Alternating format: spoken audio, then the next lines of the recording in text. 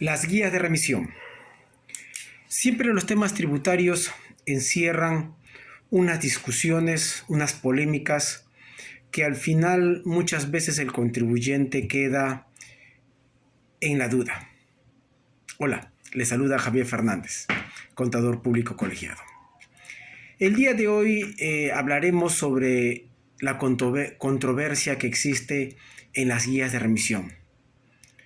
No digamos controversias, quizás el término sería dudas, vacíos, que al final son llenados con apreciaciones de uno u otro lado. Las guías de remisión electrónicas. Sucede de que si un contribuyente va y compra unos productos por un volumen de X cantidad y lo tiene que trasladar él mismo, menciona de que la guía de remisión tiene que ser emitida por el posesionario o propietario de la mercancía, suministro, materia prima o existencia que es transportada o que va a ser transportada desde el punto de adquisición hacia su planta, taller o tienda.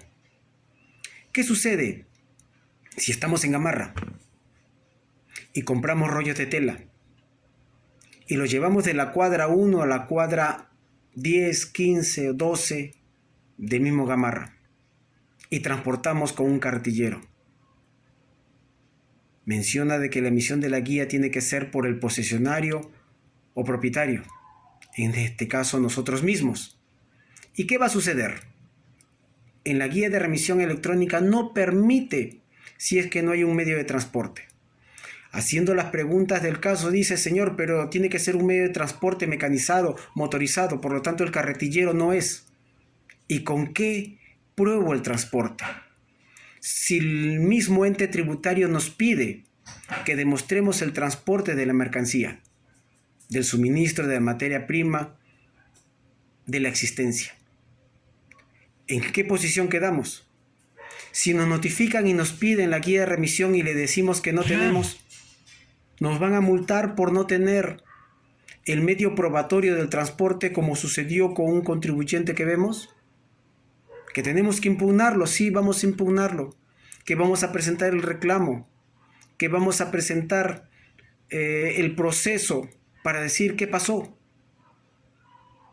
¿Qué sucede si existe una persona que tiene su chacra y que tiene que trasladar sus mercaderías, sus productos desde la chacra y tiene que atravesar un riachuelo, un puente, una trocha, y es aproximadamente 1 kilómetro, y no tiene vehículos, tiene burros?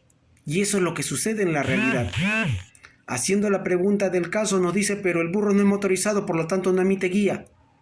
¿Y qué sucede cuando lo vendamos y nos pidan guía de remisión y nos solicite la entidad que ve la cuestión tributaria y le digamos: no pudimos emitir guía de remisión porque lo transportamos en burro?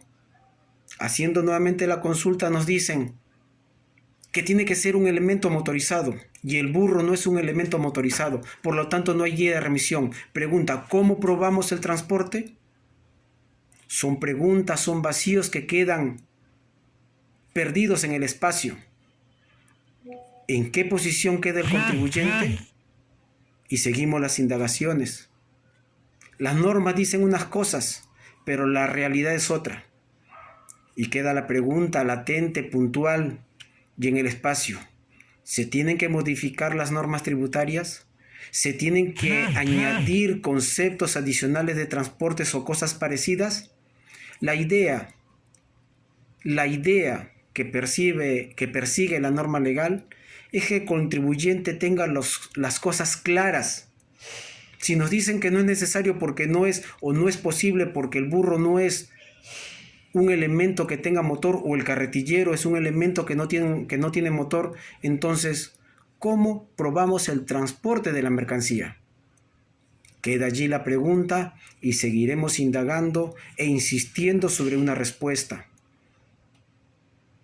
A ver cómo al final el contribuyente se puede proteger de la propia norma legal. Buenas noches. Javier Fernández.